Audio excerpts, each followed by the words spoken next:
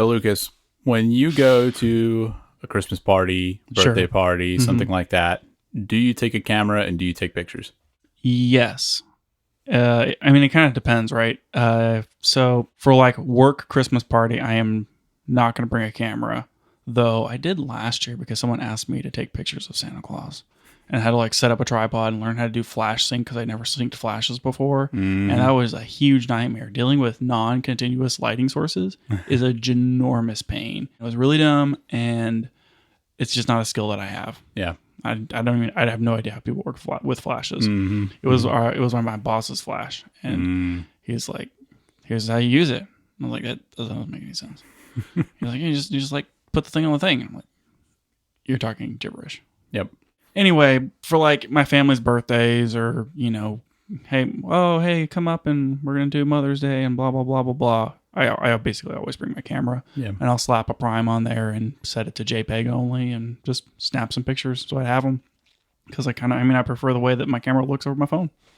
Makes sense. What lens do you use? It depends. I usually use a mid to wide angle prime, usually a 35-30 or 16 millimeter lens. Less the 16 nowadays. For reasons, but usually that's kind of what I do. I don't want to have to deal with framing with a zoom and having to I'm going to zoom in or out or blah blah blah. Yeah. I want it to be as like snapshot as possible, and primes make that a lot easier. And since I don't really care about being like the perfect portrait picture, just candid stuff, right? Like getting the frame at what the frame's going to be is perfectly fine by me. That So makes sense. It's like full frame equivalent, we're talking between 24 and 50 millimeters. Nice. The coveted 35 length, I guess. What about you? I feel like most of the time, no. It kind of just depends, I guess. I think what I've realized is that I take my camera with me when I don't necessarily know what else I'm going to do. Like, if I'm afraid of it being a socially awkward situation, I'll just take my camera and I can hide behind the camera. Yeah, and easy. I have a job to do, have something to do with my hands. It just works out better. I get that. That totally makes sense. Yeah. The problem arises whenever there is like snacks, drinks, and your camera. Yeah, that's a problem. Yeah, I'm like, geez, if only I had 3 hands. Yeah, and like you're not going to put your capture clip thing on your belt. Like you can't be that guy. I'm not a monster. So, yeah. Got to juggle all those snacks and drinks and cameras. I mean, those kind of events are, to me, are the perfect, opportunity to have your like little smaller point and shoot type or fixed lens camera. Just get a Leica Q2 or whatever. Yeah, just bring your Leica Q2 with you everywhere. Easy. Yeah. Why haven't you already done that? I can give you 6,000 reasons why. Yeah, I bet so. Welcome back to the Camera Gear Podcast. I'm Daniel. And I'm Lucas. And we're back to talk more about the gear side of photo and video.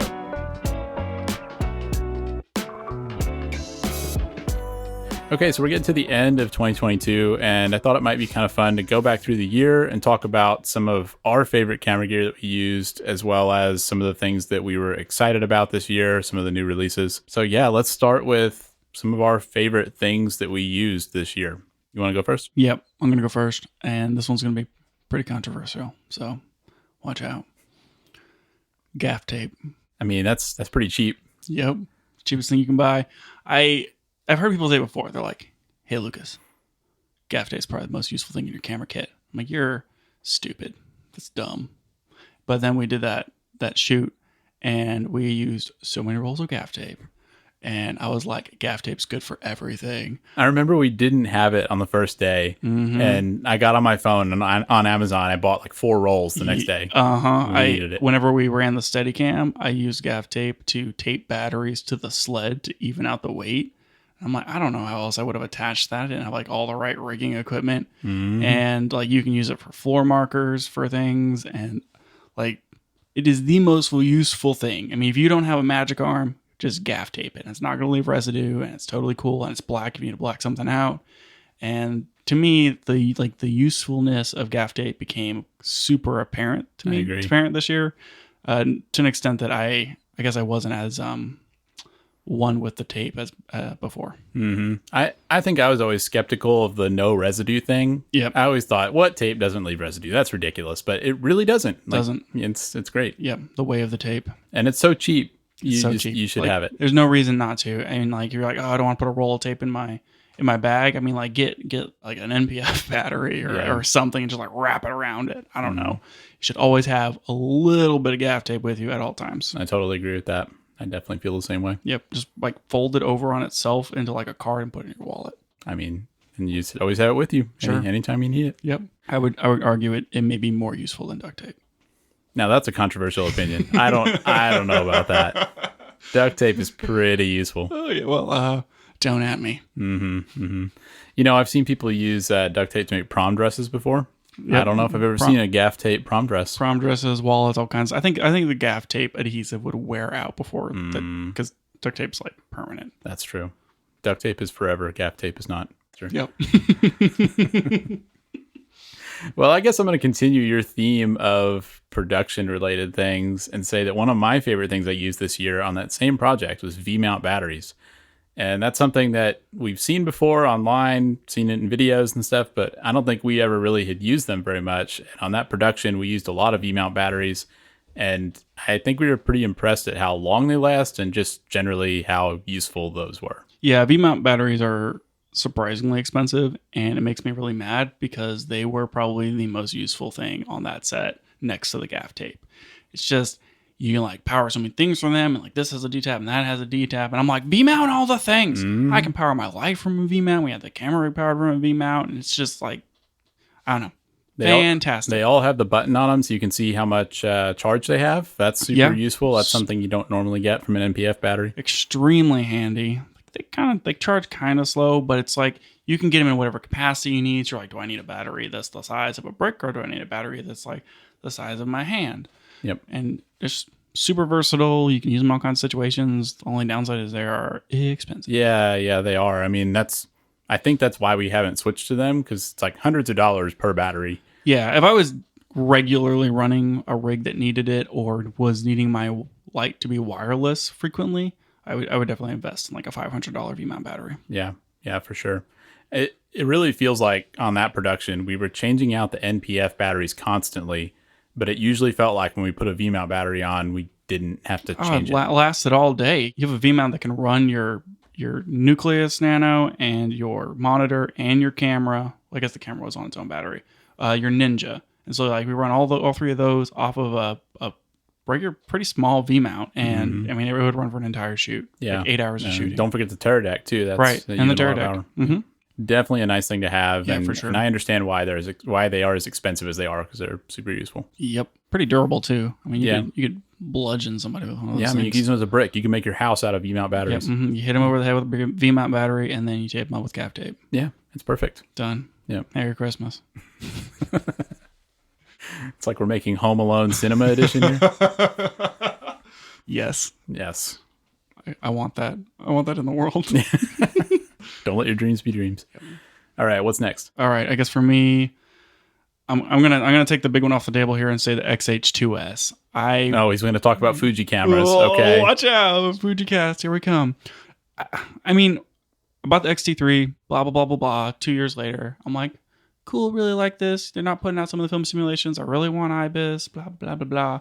And so like, I don't know, mid 2021, I was like, okay, Fuji usually does 2 summits a year, whatever. Maybe they'll release a new X-H2 in September, or maybe it'll be May. I don't know. But when they release an X-H2, I'm going to buy that camera. And I made that decision in like, summer 2021. And it wasn't until summer 2022 that they dropped it. And so I was like in anticipation for a year, ready to just like throw my money at Fuji. And I've been really happy with the X-H2s. It's exactly what I wanted.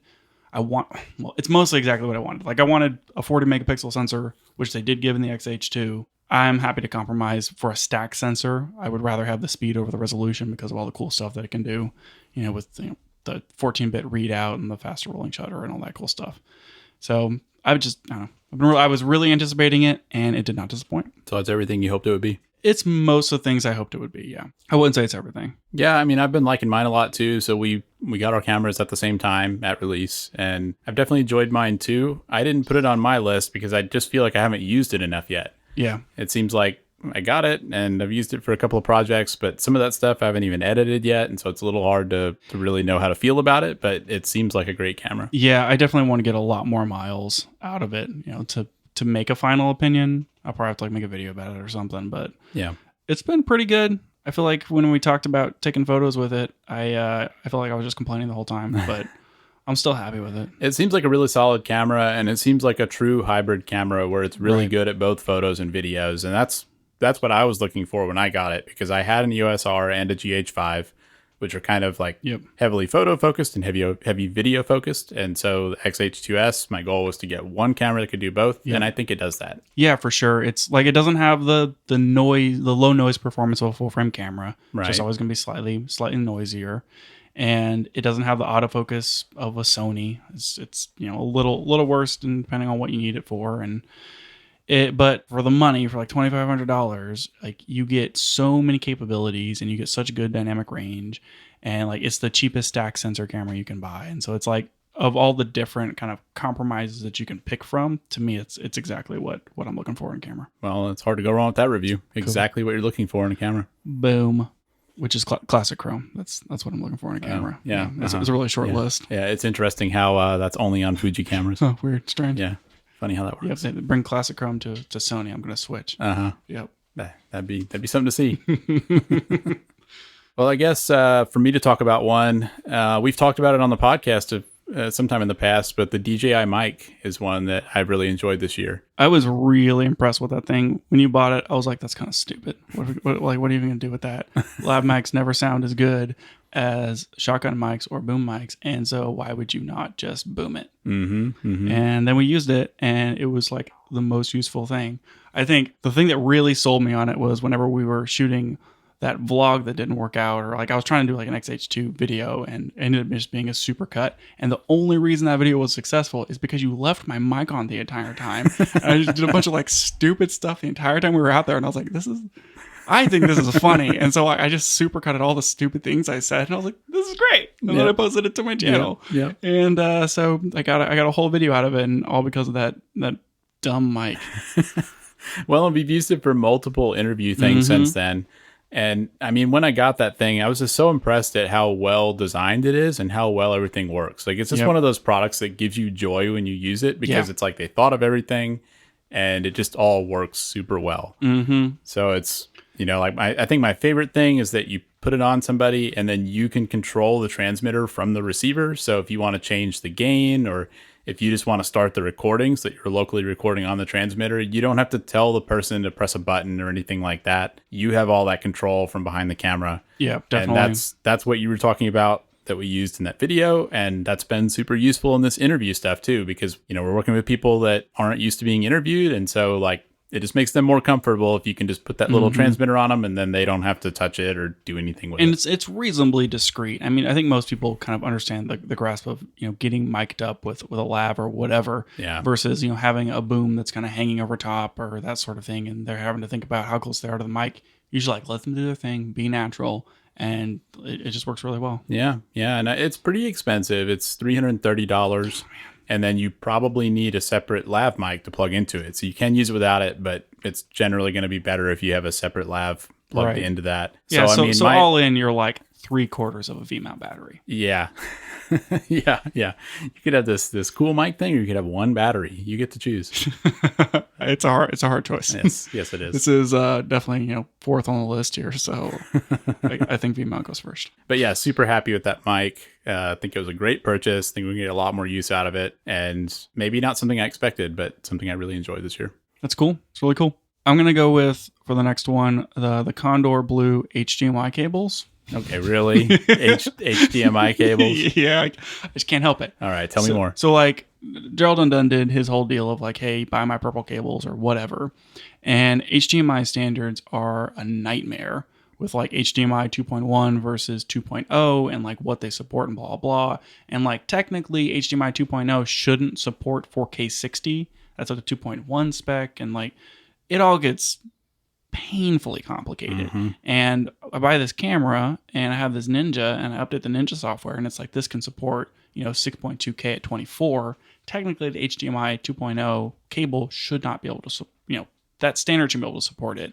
It also should be able to support 4K 60 and this sort of thing. But Kondor Blue promotes that our cables can do that. They're short, they're full size, you can get a coil wound one or not, and they're braided and they're short, or like you can get them right. They're made to go on from your monitor to your camera, right? When it's mounted on it, and like it's hard to find a cable that long, and like they're supposed to be good. And Gerald vouched for them, and so I'm like, it's HDMI 2.0, not 2.1. I'm just gonna like get it and find out if it works.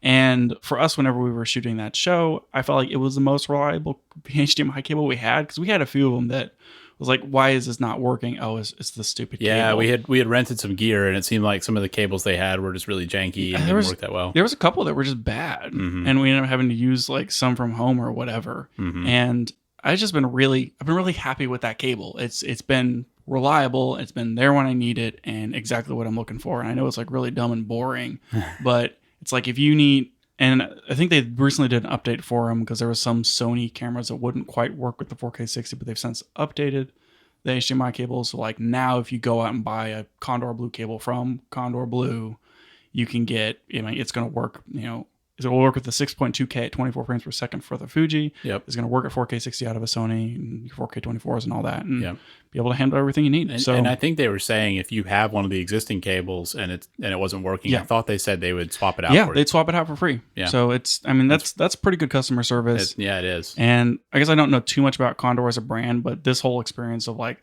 them working with Gerald on replacing those cables, and the spec working out, even though it's not a 2.1 compliant cable, and blah blah blah. I don't know. I feel like they're pretty good. And if you're looking for something to connect to from your camera to your monitor, and you only need like between 6 and 18 inches, this is the way to go. I'm probably gonna buy another one whenever I need one. Now the real question is, what color did you get? Obviously, I got the Gerald and purple one. I'm not a monster, Daniel. That's what I like to hear. I have one of those too. Yeah, and I know. I'm like, well, which one's my cable? It's the purple one. Yep. Bam. I guess maybe I'll have to leave mine at home. We can't both have the purple cable. Is yours like one of the swirly ones? I think so. I kind of want one that's not coiled. I want a straight one. I like the idea of like kind of wrapping it around something and then plugging it in. See. Sometimes if it's straight, then the video can transfer faster, right? Yeah, that checks out. Yeah. Smoother path. Sometimes you can get corrupted bits just from the data bending through the cable. Less pressure. Yeah, exactly. Yeah. Also, if you use the coiled ones, it's probably going to create a magnetic field, due to induction. It's going to mess something up. Yeah. Probably making battery last less long. Maybe Gerald can make a video on that. That's a good idea. The magnetic induction from HDMI cables. Perfect idea. Need to submit that one too. I like the coil ones because it's like more compact over here, but and like you plug everything in. But I'm always like, when you stretch them, now you're putting tension on a port. And boy, I do not love the feeling of putting tension on a port. You never want to put tension on a port. Nope. It's like a spaceship. You're docking, and there's a lot of tension, and then there's a port. You don't want that. So on that note, next time I buy an HDMI cable, I'm going to buy a non-coiled one. I mean, clearly you need to have both, right? Because if you are making that short run just from the camera up to the monitor, it's nice to have the coiled cable because it's just like the right size. You're right. No, I'm going to have to buy another one. Yeah. And maybe I'll buy a blue one this time. I don't know about that. Don't they make them in black too? They do. I had to buy 3. Gotta have one in every color. All right, we've talked too much about this. Yeah, we probably have. Well, and this isn't the Gerald Undone podcast. Yeah, what are we doing?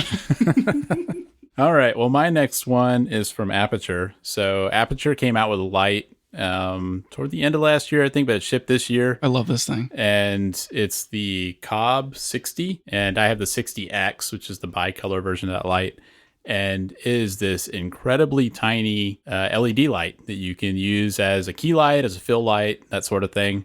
It can be powered off of AC power, or off of V-mount, or off of an NPF battery plate. Yes. And it's just the most useful thing because it's hard to get across how small that light is. It is but ultra tiny. It makes it extremely portable, and the light is plenty bright enough. It's 60 watts, so you got plenty of brightness. You have the bicolor, so you can go, through the whole range of normal white light. And we found it to be really useful already just for interview setups. I think we're going to get a lot more use out of it for that. And I love not having this big light to carry around. It's just so compact, so easy to travel with. Really happy that product exists. You also didn't mention that you can get a handle for it, so you can just like wave it around like a crazy person. Yeah, like a megaphone, but with light. Yeah, we should link that video that Jesse Driftwood did on the light. It's really cool what they did with it, because like it's a light, and so they hung it up on like the cabling and like ran the light through. And so they were able to get a shot where they were basically painting with the light as it ran through the scene. They were able to kind of hold it and move it around. And so like they didn't have to set up a bunch of lights. It was just like this person's going to hold it for this shot and they're going to move over here and hold it for this next shot. And it's great. And they wouldn't have been able to do that with an Aputure 120D. Like no, not really. Really small. Yeah, I mean like those things are fanned and all this crazy stuff. Really cool light. It also works with their app. So you can use the Sidus Link app and you can control it from your phone. It works with the other Aputure things. So if you have Aputure MCs, you can set up a scene with the Aputure MCs and the COB light, and it just seems like a really cool product. And honestly, it's surprising it's as cheap as it is for what you can do with it. All right, I'm gonna try to give you a list of things that are bigger or smaller than an Aputure COB, and I need you to let me know if they're bigger or smaller. Okay. 32 ounce count of crushed tomatoes. I think that's honestly pretty hard. I think it might be smaller than that. Is it really? Oh, I mean, I would say it's almost the same size. Yeah. That one's close. Okay. We might have to follow up on that one. Follow up on that one. All right. A Whopper in the box. It's definitely bigger than that. Okay. Yeah. A Sonos One. You're picking really hard. You're picking really hard stuff here. Come on, man. Okay. Come on. A loaf of bread. Smaller than a loaf of bread. Half a loaf of bread. 6 slices of bread. 7 slices of bread. Yeah, approximately 7 slices of bread. It's I think isn't it like it's like 6 inches by 6 inches. Yeah, it's just like this it little incredibly little small. tiny cube. It is smaller than a Sonos One. Like it is tiny. Oh yeah, it definitely is. Yeah. That was actually everything I could think of while you were doing that last bit where you were talking about it. So that's it. You were just trying to search for things the size of a Yep. Aputure I think you COB light. got 1 out of 3. So Okay. I will say it is bigger than a corn on the cob. yeah, definitely bigger than a corn cob. Not sure I like the name cob. Sure, light, but sure, it makes a lot of sense. Is it bigger or smaller than a banana? it is bigger than a banana. Yep, volume wise. Yes. Shorter. I mean, in my heart, they're about the same, but Nice. Yep, good light. What is next on my list here? I'm going to go with the 45-liter Peak Design Travel Backpack. see, I don't think everybody knows this, but you like talking about bags, maybe even more than you like talking about Fuji cameras. I mean, you have a whole YouTube channel where all you do is review bags. Yeah, no, I'm going to think about that for a while. Hold on. It's pretty close. It is pretty close. I do like, one of my favorite types of videos to make is long form 30 to 60 minute long bag reviews. They go in exhaustive detail. Like too much detail. Like way too much detail. So, being that I love bags, I was looking like, so I have my Timbuktu, I got a Brevetti, I have a different camera backpack, and like for some of the stuff that we do, I'm like, man, I feel like I have to have like 2 bags kind of thing, because not quite, like I can't fit my whole kit into the Brevetti, and I'm not going to put it in the Timbuktu. It's not a camera bag, and it gets weird with like the snoops and all that stuff. And the camera bag that I had before, like I bought it from Amazon, it was $40, so it's fine, but I just don't like that bag at all. So I was looking for something that could fit everything, but then also that maybe I could like one bag travel, because like often you're going somewhere, you have a suitcase, you got your camera bag.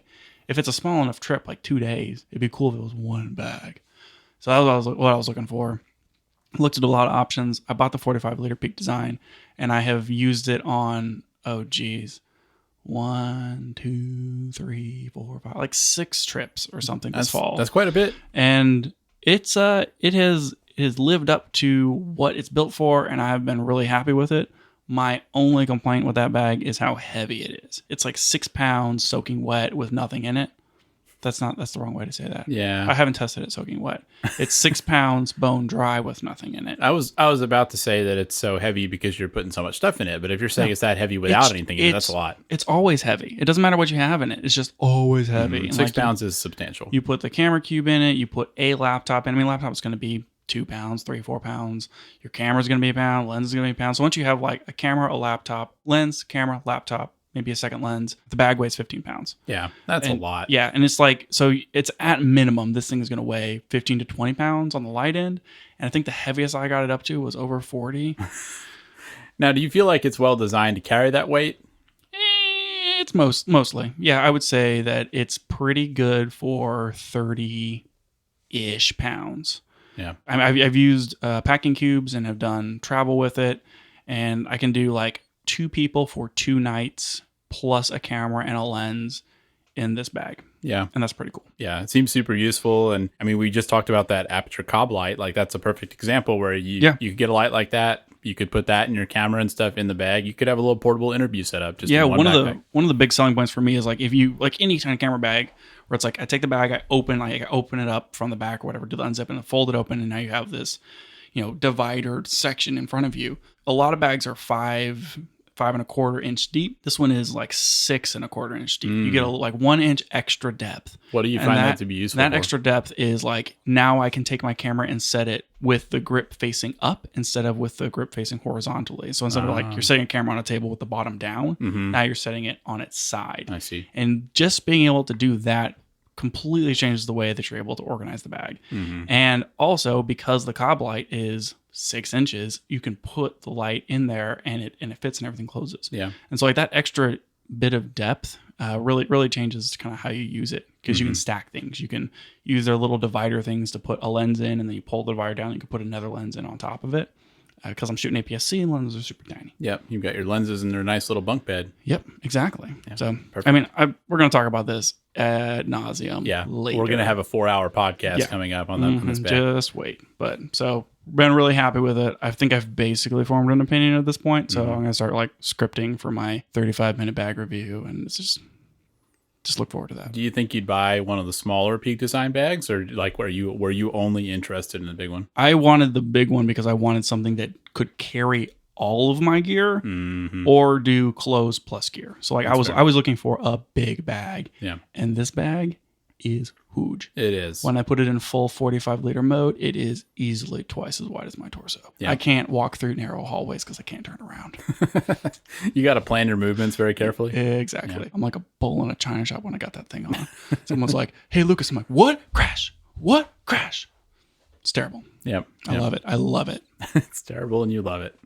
I think I'm just going to do one more, and it's not really gear, but I want to talk for a moment about KEH and KEH's website. And interesting. Even though it's not camera gear, I think it's related. It's not sponsored or anything like that. But KEH is a place where you can buy and sell used camera gear.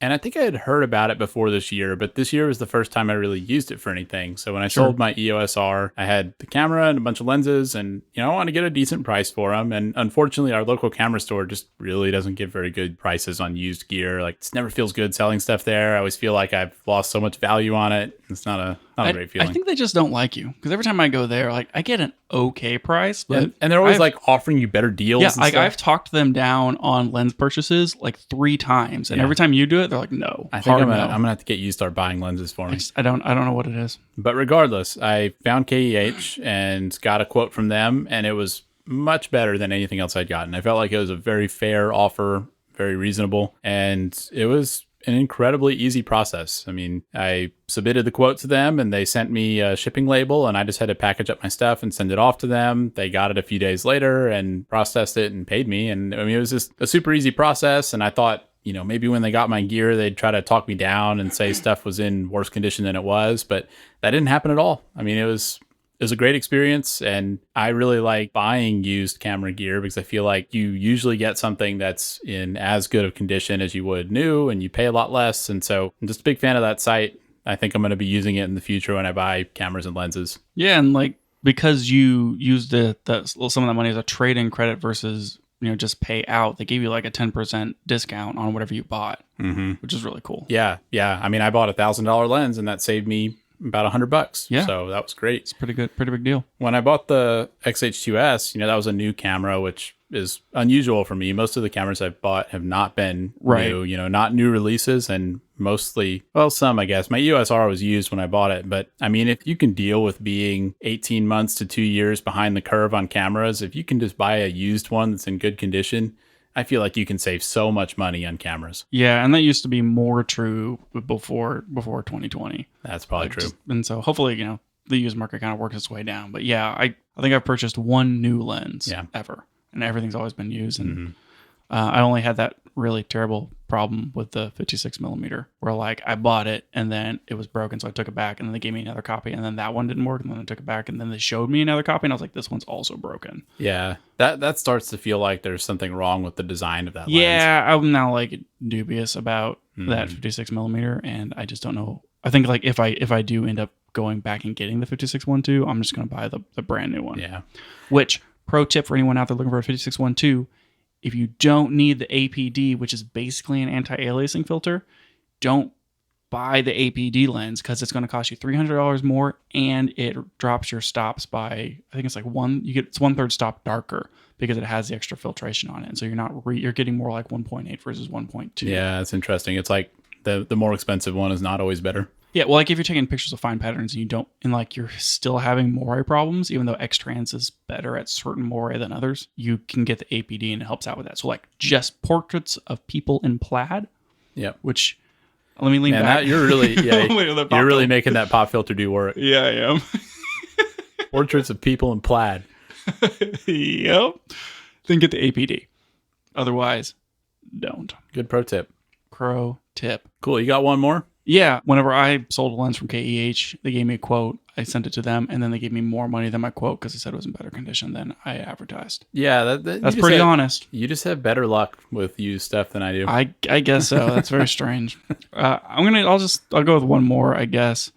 And this is more of like a sad song, say goodbye type thing. And play what's that song? My Heart Will Go On.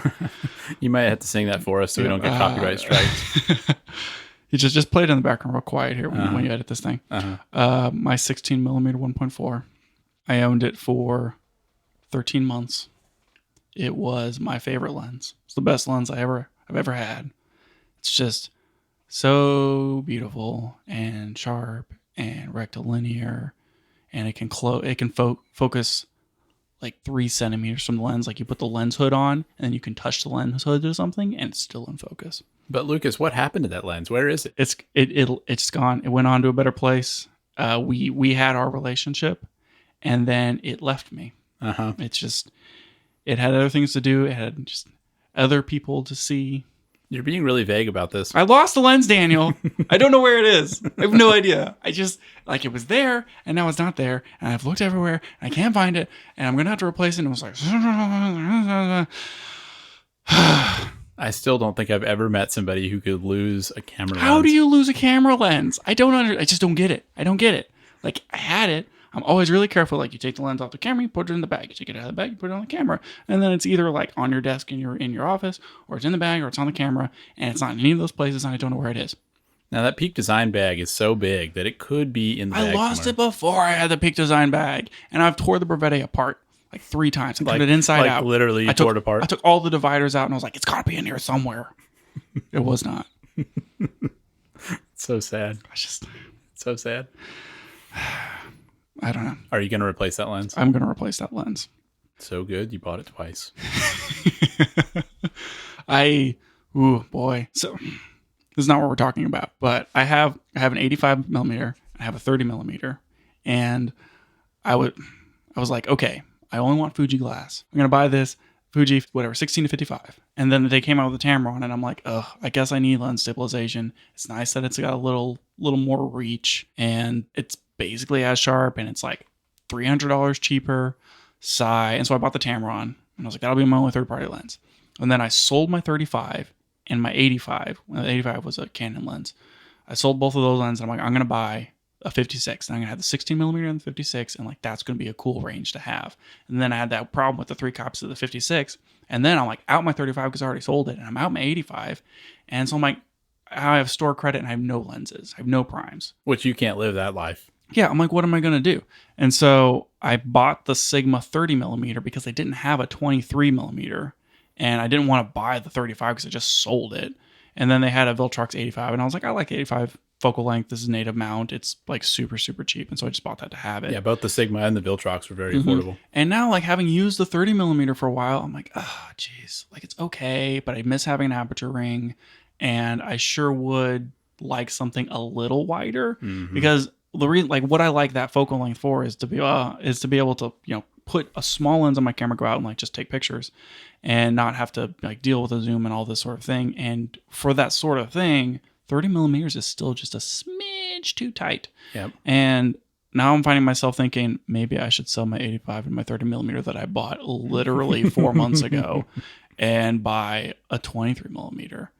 And then I still got to buy the 16 because I lost it. So now I have to get the 16 and the 23. And then I'm like, what am I going to do on the top end if I sell the 85? Like, do I like invest in a macro? Do I go back to the 56 and like try to revisit that? Well, I don't know what I'm going to do, Daniel. There's just no perfect camera setup. This is constantly in a state of flux. I'm going to be in lament over this whole situation for the next few weeks. Have you considered replacing all of your lenses with nanomorphs? I didn't until now.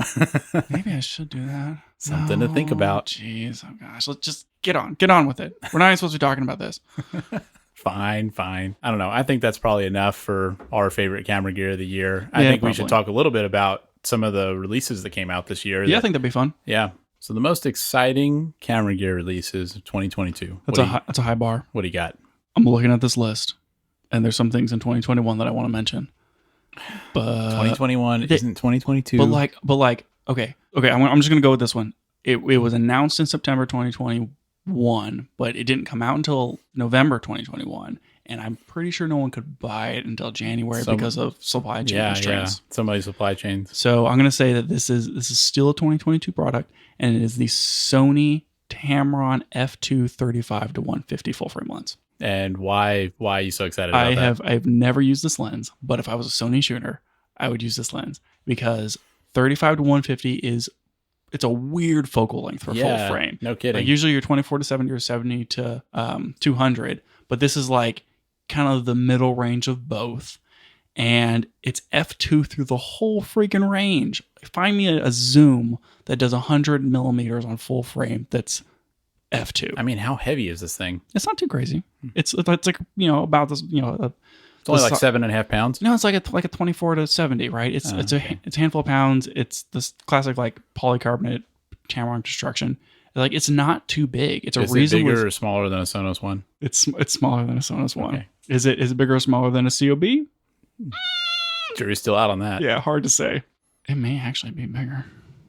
Anyways, doesn't matter. This feels like a really cool lens if you're in the Sony ecosystem because I can't think of a faster zoom except for the Sigma 18 to 35, and that's like a really short length, and it's APS-C only. So really cool option for full frame, and I'm giving it as most exciting of 2022, even though it came out in 2021, because of how unique it is. I can't think of another lens that hits that focal range or that aperture for that wide of a zoom. It's just this crazy versatile option. That's a fair point. It does sound like a really good lens, and that's one thing that's a bummer about all these different systems is that sometimes you see a lens for a different system and you just wish you could use that. But I mean, especially on E-mount, I'm probably never going to be able to use an E-mount lens. You can't really adapt it to other things, and nope. I don't really like adapting lenses anyway, but it sounds really cool for Sony shooters. Yep, it's a Sony world only type thing, and I mean, it's probably not worth switching for, but like if you're going to Sony, worth doing. Oh crap, I got it all wrong. I'm looking at it. It's f2 to f2.8. So it's a variable aperture. Throw it in the trash. Get rid of it. Yep. I take it back. I take it all back. Not worth it. No, still pretty cool. Yeah. Sounds like a cool set of specs. Yeah, definitely. It is optically stabilized. Yeah. I'm not looking at the spec page right now. You just that has popped in your head. Mm-hmm. Yep. Yeah. Just came to me. Yep. I thought this would be really cool for this lens. Well, one thing that I thought I'd mention was DJI drones in general. So there have been some interesting releases from the end of 2021 to now. The first of those being the DJI Mavic 3. I think they dropped the Pro. So I think it's this Mavic 3 and Mavic 3 Cine edition. Right. And then more recently, we had the DJI Avata, which we talked about in a recent episode, and the Mavic 3 Classic. So a lot of interesting drones coming out from DJI recently. I mean, really, like the Cine version was kind of a shift for them because they had gone from the Mavic Pros being sort of the premium consumer line to now they're trying to get into a higher cinema class. And it's an interesting thing to see. I still don't know if it's going to work out for them. I don't know how many people are actually buying that. I mean, it sounds like they lost a lot of confidence because I took Pro out of the name. That's what true. are Pros going to use now? I don't know. They're going to have to buy a $4,000 non-Pro drone. please. Can't be doing that. Although it does have Cine in the name. That's true. That adds $3,000 to the price right there. Minimum. Yeah. Yep. Yeah. I wanted this on this list mostly because of those Cine drones. I think that like the dual camera deal and like their log profiles and all like the terabyte of storage on the thing and blah blah blah blah blah blah. I think that like those Cine drones feel too expensive for what they are, but at the same time, like DJI is really pushing the envelope for like stabilization and what they can do with small sensors and just all the flying technology. And I really like what they're doing. I'm liking the microphone stuff. I'm liking the Ronin 40S thing and that stabilization and blah blah blah. And it feels like a lot of that just is coming from the drone work that they're doing. Yeah. And they're doing a lot of cool stuff. They've really taken drones from being something that's hard to use and finicky into something that's very reliable and just works super well. Everything seems well designed. Yep. You don't really see a lot of bugs or anything. Anytime I see a DJI product, I feel like it's going to be good. It's going to be reliable. Yep. And they're doing good work. Yeah. Yep. I'm with you there. So it's as long as the 17 to 70, so it's about 6 inches, but it has an 82 millimeter filter on it. Oh my gosh. And it weighs 3.5 pounds. It's quite you're not putting that on a gimbal anytime soon. Oh, That's man. Quite a bit. It is so heavy. Yeah. I always forget like how big full frame lenses are, because it's like, it can't be that much bigger. I mean, like, come on. And like, a 1.2 aperture prime on APS-C is going to weigh a half a pound or something. It's like 500 grams or whatever. Well, and some of it is that having any sort of zoom with a constant aperture or a nearly constant aperture is going to be heavy. Because I used to have that Sigma 18 to 35, which was an APS-C lens, but it was 1.8 constant aperture. And that lens weighed almost 2 pounds. Wow. And that was APS-C. Yeah. So 3.5 doesn't sound ridiculous to me, but I mean, it is heavy. It's like, it's not ridiculous, but that is heavy. Yeah. It's going to be substantially heavier than your camera. Yeah. The 50 to 140 XF lens is 2.2 pounds. Yeah. And that's a pretty big lens. Yeah. 3.5 pounds. Yeah. 3.5 is like not that far off from twice as heavy. Like I guess you save it on the fact that those Sony bodies are so tiny. Yeah, I guess. It's gonna be so off weighted. Yeah. Like the body weighs like a half a pound, then you have this. Anyways. Well, that's why those lenses have a tripod foot, because you screw that on a tripod. I don't know if this one has a tripod foot. Daniel, we're not talking about this anymore. Gosh, stop bringing it up. What is this, a Sony podcast? Oh, boy. So I'm going to go with another 2021 product. Because it's the full year. Do you know what year it is? Oh, gosh. Okay. But this one was announced in December 2021, probably. And so you most likely couldn't get it until January. Or if you bought it, you didn't get it until January. And I'm going to go with the Nikon Z9, because my goal here is like, we're going to bring Nikon back into the light. Bringing it back. The forgotten child of lore. Now, are you about to tell me that the Z9 has been out for like 4 years? The fabled prodigal son. The Z9 came out into last year. So It's just a 2020. In my opinion, it's a 2022 product. All right. And the Z9 uses, I don't know if it's the same stack sensor as what's in the A1. I think last time I looked it up, it is not, but it might be. Who knows? Sony and Nikon know. I apparently don't. But it's a stack sensor, and the readout speed on the camera is so fast. Nikon said, what if we didn't put a shutter on this camera?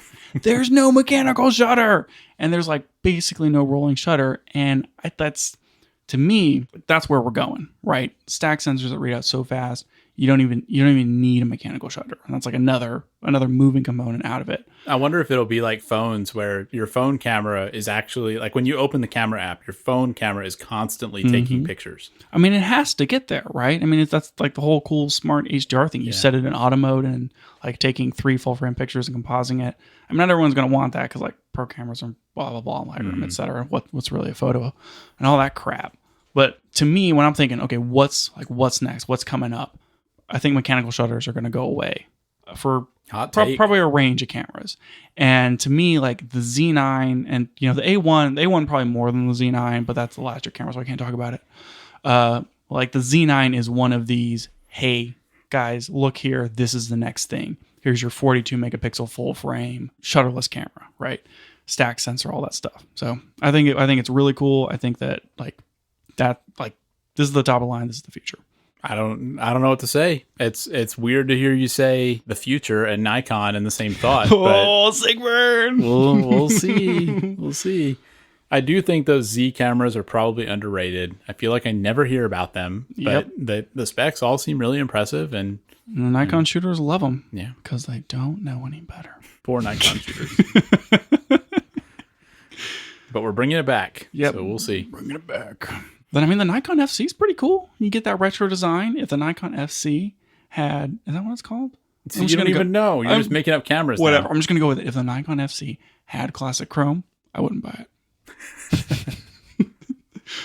I feel like that segues into what I was going to talk about next, which I'm surprised you didn't take first. But I wanted to mention just all of the cameras Fuji came out with this year. Fujicast. I feel like Fuji had a really good year for the types of things we cover on this podcast. And the three that really come to mind for me are the X-H2, X-H2s, and X-T5. And I mean, those cameras all just seem really good in their category. They seem like they're, in a way, like class leading for APS-C cameras. Seem really good. And I feel like Fuji's doing a good job of making stuff that's interesting and, you know, at the top of its class, but still sticking to their strengths and what they're good at. So like the X-T5 being, you know, a really good APS-C camera, 40 megapixels, but still having all the manual dials. I like seeing that where they're doing something different. They're not making a camera that looks like everyone else's camera, but they're still pushing the technology forward. And I was happy to see all of that. Oh yeah, they have a great niche there where it's like you want something that is reasonably travelable.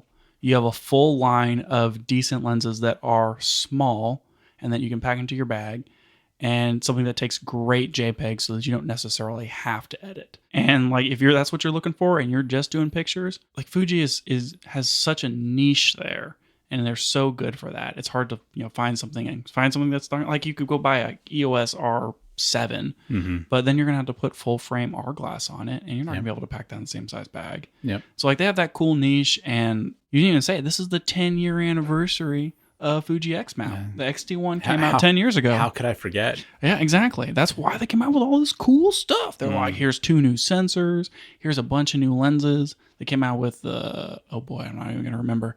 They came out with a 30 millimeter 2.8 macro. They came out with 4 new versions of the 56. Yeah, probably. at least 4 new versions of the 56 1.2. I think the 33 millimeter 1.4 came out this year, and that lens is fantastic. It's very sharp, which is really why you bought a Sigma lens. 30 millimeter. Exactly. Well, geez, because it costs like half the price, and that's I mean, that's not what we're talking about. But third-party lenses for Fuji, they did have a good year for that too, didn't they? End of last year, or a little earlier than that, it might have been even 2020 instead of 2021. They opened up their autofocus protocol. Previously, it was like closed book, and they said, you know, we're going to make it available to third-party manufacturers, and now you have legitimate third-party low-cost lenses from Sigma and Tamron. And that Tamron lens, the 1770, was good enough that we both chose to buy that lens over the Fuji native one because it seemed like legitimately a better choice. I think that, you know, previously maybe afraid that they're going to lose profit by letting third parties in.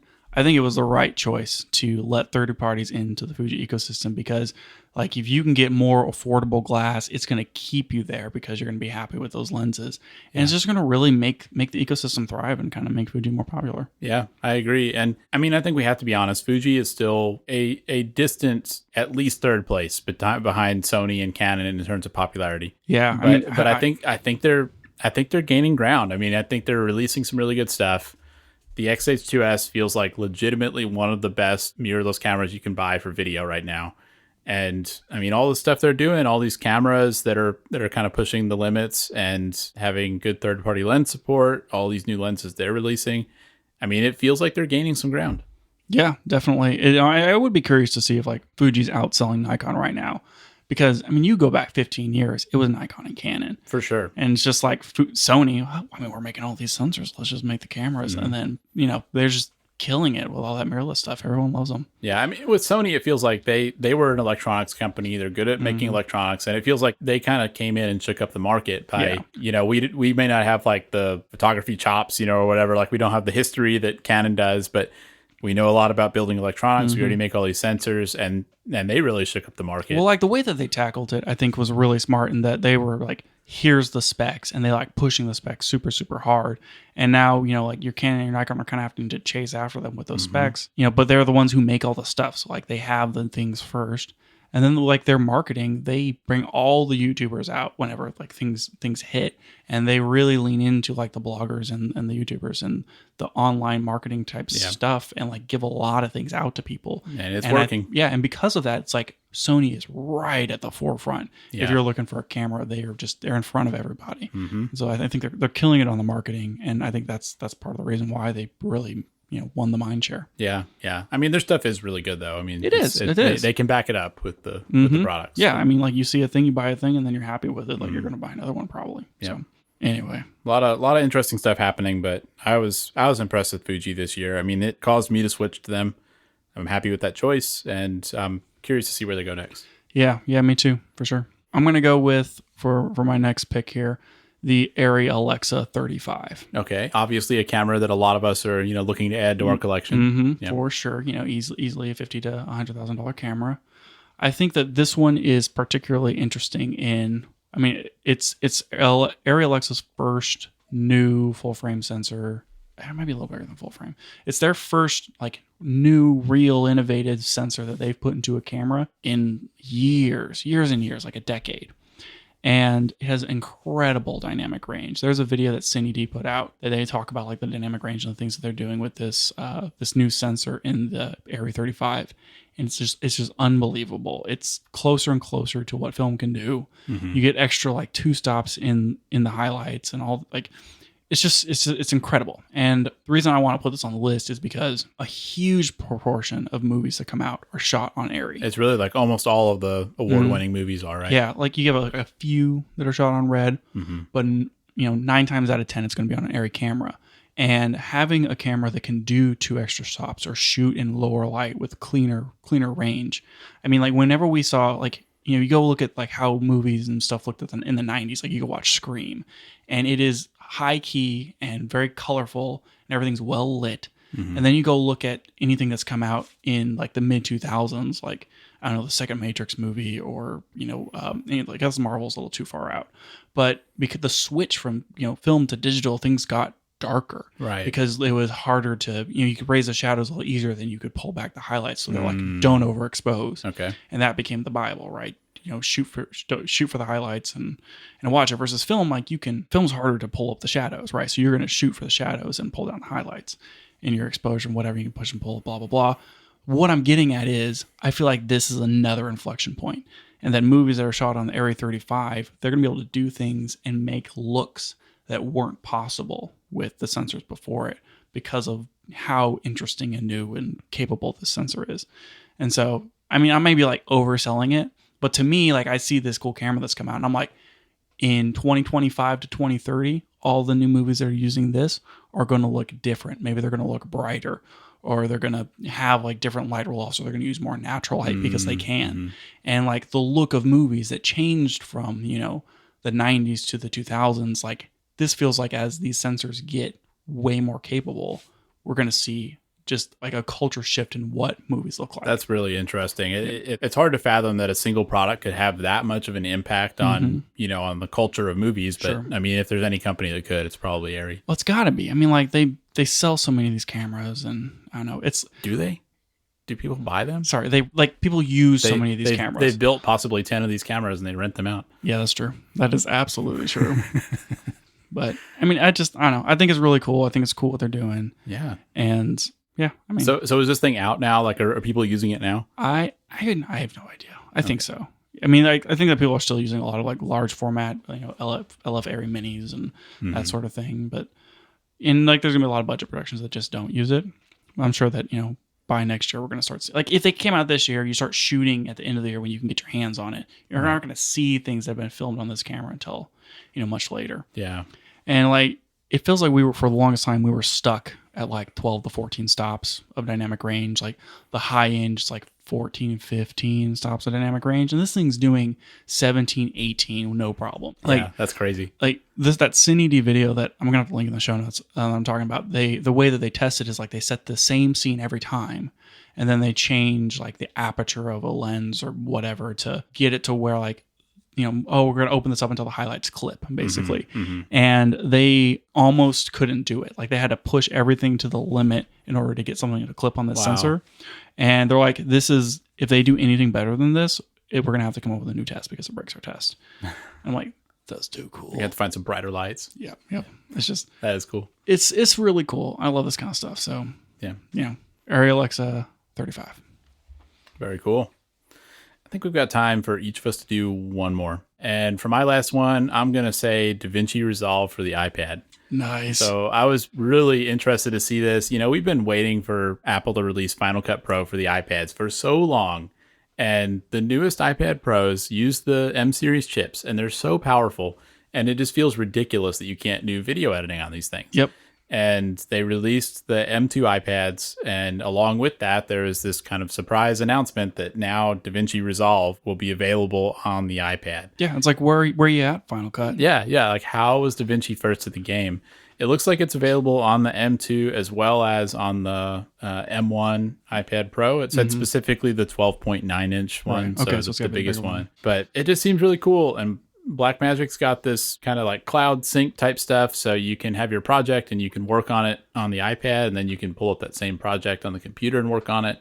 And I just love this idea. I like the idea of being able to travel or work at a coffee shop or something, and I can do some casual clip selection or some basic editing, and then I can go back to my computer later and do more focused stuff or more precision editing with it. But this is something I've been waiting for a long time, and I think it's super cool. Let me know if I'm getting this right. The iPad version basically supports the cut functionality and the color functionality. That's right. Yeah. Yep. And I'm about to make the jump to Resolve, and so like I've been learning a little bit about it. It's like with the cut section, you can do a lot of like, put one clip from the end of another to another, or whatever. Yeah. And like you can combine things and make a thing. You're not necessarily doing the transitions or dealing with the audio.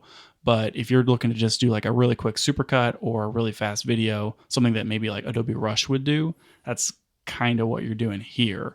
But the advantage is like you can do that. And then you walk over to your computer and you can take it into Edit tab or into Fusion and like do all of your heavy stuff. And that's kind of what I was thinking about, like why I would want to use it is because when I first do a project, I've just gotten all my clips, and I like the idea of just being able to kind of lounge on my couch and just casually put stuff together, kind of get it looking the way I want. And then when I'm ready to get really serious and tweak the in and out points and stuff, that's where I can go to the computer. But I like the idea to be able to do that. You can also do the coloring on it, though. Yeah, the iPads have great screens. Yeah, I mean, for a lot of people, the iPad screen is probably the most color accurate and nicest display they have. Yeah. And if you can do your coloring on that, then maybe that lets you get something that you're happier with.